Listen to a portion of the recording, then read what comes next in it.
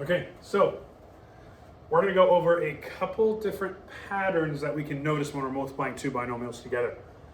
Last video we talked about how to use the FOIL method and how to distribute a binomial to a trinomial.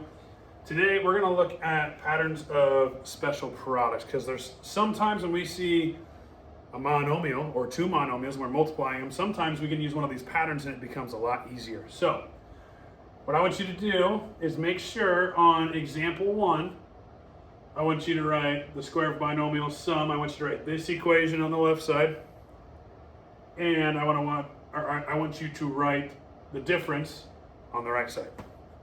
And if you do that, it's going to be a lot easier, so you don't have to keep turning your paper over. That way you have these, and I'll go ahead and write them down here as well. So what I'm going to do is I'm going to write both patterns, because I see a plus sign, that means it's a sum pattern. I see a minus sign, that's a minus pattern. So here is the sum pattern, is A plus B squared equals A squared plus 2AB plus B squared. Okay, and over here, since I know this is a difference pattern, I'm going to write it up here as well. We have A minus B squared equals A squared plus, this is minus 2AB plus B squared. So the only difference between these two patterns is this sign right here. That's the only difference. Now, I do want to point out that when we use these patterns, A and B are separate entities, meaning this plus sign has nothing to do with the 4, meaning this minus sign has nothing to do with the 2. A is 5x, B is 2y. It's not negative 2y, it's 2y. And the more we know that now, the easier it's going to be. Okay, when we look at this, we look at A, we actually know when we have squared, there's two binomials involved. So you have two options. You can either A, we know that squared means itself times itself. You can either A, write two of them out, and use that FOIL method we talked about, or B, we can use a special pattern up here. Now, the only reason this special pattern is going to work, we see A plus B squared. We have A, and we have B, and we have our squared. This matches this. So since this matches this, we can use this equation to write our polynomial. So we know that 3x is A, we know that 4 is B. Now all we have to do is fill those values into this equation up here. So we're going to start with A. A is 3x, and we know that's going to be squared. Plus 2 times A. We know A is 3x times B, which is 4. Plus B squared, 4 is B. We know that's squared. Now again, all we did is we took A and B and we filled them in to this equation up here. Now that they're filled in, all we have to do is simplify and we're going to be done. So remember, when we take a exponent of 2, we're taking it to both the 3 and the x, right? So 3 squared is 9, x squared is x squared. Plus 2 times 3x, that is 6x. 6x times 4 is 24x.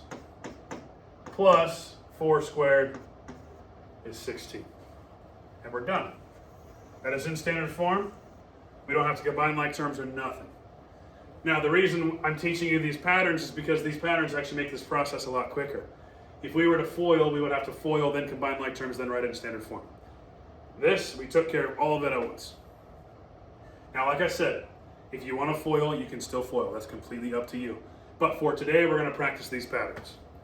Over here, part B, we see a minus sign, we see A, and we see B, and we see squared. It matches perfectly with this, which means we can use this entire equation. We know A is 5x, so we're going to plug it in. We have 5x squared minus, not plus, minus. And I want you guys to remember back to what I said about the 5x is its own entity and the 2y is its own entity. It's not minus 2y, it's just 2y. So B is 2y. So we're going to fill it in. 2 times a, which is 5x, times b, which is 2y. It's not negative 2y, it's 2y. The only reason we have to keep it 2y is so this pattern works. Plus b, which is 2y squared. Now we look, we need to check that, make sure that it matches this. We see a minus 2ab plus b. That's perfect. So now we can solve it. Remember, this 2 applies to both the 5 and the x. It's going to be 25x squared. We bring our minus sign down. 2 times 5x is 10x. 10x times 2y. Now this is a little bit more challenging. I'm going to change colors here. If we're taking 10x times 2y, we cannot combine x and y, which means we cannot change the exponent. But we can multiply x and y, and we can multiply 10 and 2. So when we multiply 10 and 2, we get 20. When we multiply x times y, we get x, y. Now we move on. Plus, again, that squared applies to both the 2 and the y. It's going to be 4y squared. This is the sum pattern. This is the difference pattern. And again, this only works if we have a binomial squared with a plus in the middle, or a binomial squared with a minus in the middle. Those two patterns are going to work every single time. All right, we're going to move on. Hopefully you have those equations written down, because you're going to do the monitoring progress on your own. Go ahead and pause the video, try it on your own, and we'll go over it. Hopefully by now you've already done this on your own. So we're going to do this. We see a plus sign, we see squared. We're going to use the sum pattern, the square of sum pattern. So a was x squared, plus 2 times a, which was x, times b, which is 7, plus b squared, which is 7. We know that it matches our formula, so we can just solve it. X times x or x squared is just x squared, plus 2 times x is 2x. 2x times 7 is 14x. And now plus 7 squared, which is 49. And we're done. We go and look at number 2. Our a is 7x, so we have to have 7x squared. Now we see a subtraction sign, we have to use the difference. And again, the only thing that changes in these equations is this sign right here. It's going to be minus instead of plus. The rest is the same. We have 2. A is 7x, and b is 3. Again, it's not negative 3, it's 3, plus 3 squared. So we look here. 7x squared, that's going to be 49x squared. Bring our minus sign down. 2 times 7x is 14x. 14x times 3 is 42x. Plus 3 squared is 9. Now I made a point earlier today in one of my classes that it doesn't really matter how you multiply this. Like, I would have probably multiplied the 2 and the 3 and the 7 first, because I know that multiplying by 2 is a lot easier than multiplying by 3. So if you decided to take 3 times 7x, you get 21x, and then multiply that by 2, that's 42. It does not matter what order you choose in multiplication. You can multiply however you want. Okay, we look at 3. We know a in this situation was 4x. We see our minus sign, that means we need a minus sign here. 2 times a, which is 4x, times b, which is y, not a negative y, it's y, plus y squared. Now, the importance of parentheses, I've kind of said this before. It's going to help you, in my opinion, at least it helped me when I was your age. If you put parentheses around everything you plugged in, it kind of helps me keep track of what I'm using. So let's solve this. 4x squared, that's 16x squared, minus 2 times 4x, that's 8x, times y, that is 8xy, plus y squared is y squared. Now, we need to make sure this is in standard form, and we've talked about this before. We have a degree of 2 here, a degree of 2 here, and a degree of 2 there. Since they're all the same degree, we need to put it in alphabetical order every single time. Now we look at 4. A was 3m. We see a plus sign, which means we need to put a plus sign here. I'm telling you, every single time you take that sign, whatever's there, and you put it right after A. Same with this one, same with this one, same with this one. That's the only thing that changes. Times 2, A is 3m,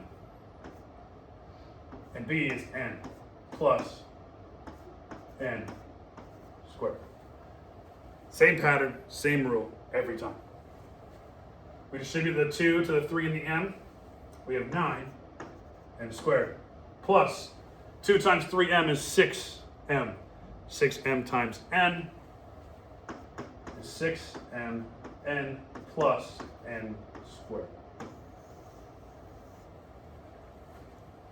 So if you guys see how much easier it is to use that pattern and how much quicker it is, because I know freshmen like to do things quick, then use this pattern. If the pattern is confusing you, my rule is when in doubt, always FOIL. You can always split these two up and FOIL. You can FOIL x plus 7 and x plus 7, and you're going to get the same answer here.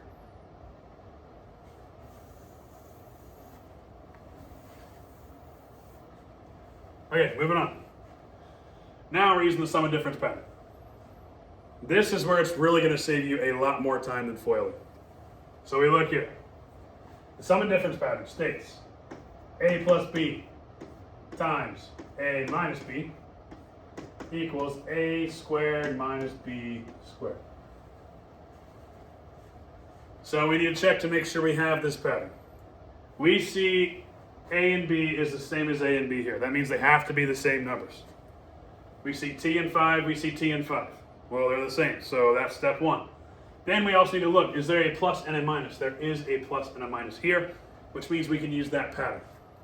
That pattern is a squared minus b squared. So we take a. A is t. We always put a minus sign here, no matter what. And then we take b, which is 5, and square it. Now all we have to do is distribute our exponents. T squared minus, and 5 squared is 25. And we're done. Now again, you could FOIL here. If you FOIL here, you're going to add an extra step because the reason we don't have a singular t is we would have had 5t here, and we would have had a negative 5t here. 5 minus 5 is 0, the t's cancel out. So using this pattern is a lot easier. Now again, we need to check here. We have 3x and y, 3x and y. That matches. We have a plus and a minus. That also matches. Okay, so now we take a, which is 3x. We have 3x squared. We put our minus sign there no matter what. And we have y squared. We distribute our exponents. We have 9x squared minus y squared. Again, it saves a lot of time if you can recognize this pattern and you can use it. But again, like I said before, when in doubt, always FOIL. If you don't remember how to do this, just FOIL. FOIL works every single time. If you have questions, please email me. Okay, we're going to move on. And you guys are going to try a few of these on your own. I encourage you, even if you don't like this method, to try it out just real quick on this monitoring progress right here. 5, 6, and 7. Pause the video, try it out, and we're going to go over it. Hopefully you guys have already done this. And hopefully you didn't FOIL, you used the pattern instead, because the pattern is just really, really simple. We take our a, which is x squared, minus our b, which was 10 squared. X squared is x squared, minus 10 squared is 100. That's so much faster, guys. It's just so much faster. We move over. We have 2x squared minus 1 squared. 2x squared is 4x squared minus 1.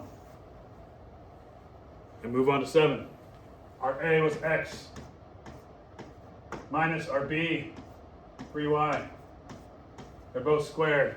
We know we have x squared here, minus, and we know that 3 squared is 9, y squared is y squared. Same thing every single time.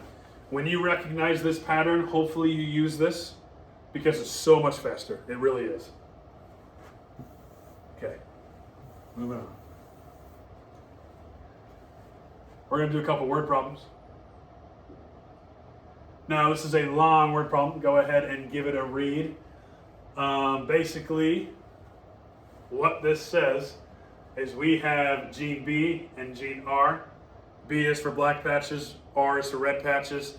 Now, the thing about it is a capital B tells us that genes with a capital letter are dominant. Lowercase letters are recessive. So when we have a dominant and a recessive gene together, the dominant gene is going to take over pretty much every time. Now, there is a time where both recessive genes come together and it's recessive, but in this situation, we just need to list out the odds here. So since the B is capital, we have a black patch here, a black patch here, and a black patch there. Just because that B is dominant and the R is recessive. So A says, what percent of the possible gene combinations result in black patches? Well, we know 3 out of 4 times it's going to be black patches. And all we have to do to find percentage, let's take 3 divided by 4, multiply by 100, and that is 75%.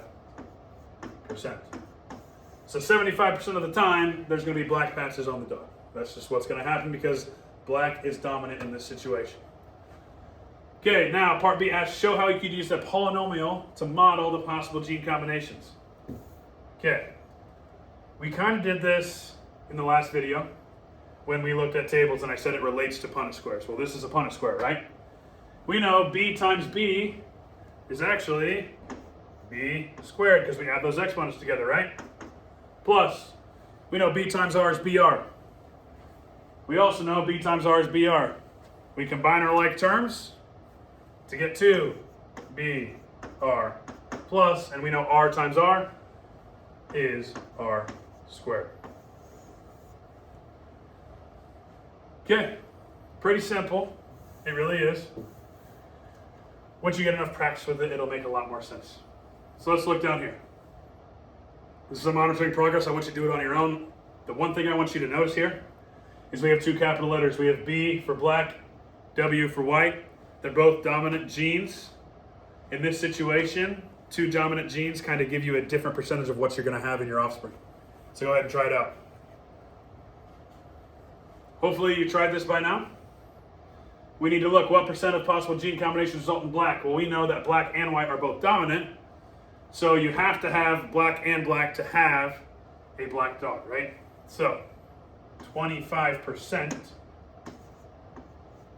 is going to result in black. And now since black and white are both dominant, they're going to share, which is why we have 2 grays, because black and white, when you mix them together, they're gray, right? And since they're both dominant, the dog's going to be gray 50% of the time. The dog's going to be white 25% of the time. So now we need to write a polynomial to model the offspring. Again, B times B is B squared plus. We have 2 BWs that we're combining together to get 2 BW. And we have 2 W's timesing each other, which is W squared. So yes, I mean, this is kind of an example of how science and math can relate. Again, if you have questions, please email me or ask me in class. Make sure if you got this wrong or any of the monitoring progress is wrong, that you try them again until you get them. Practice makes perfect, I promise. Every single time, if you practice these patterns and you practice identifying, soon you're going to have those patterns memorized unintentionally. You're not even going to try to memorize them. They're going to be memorized if you practice enough, trust me. And these ones, I mean, you just got to use your noggin and keep trying.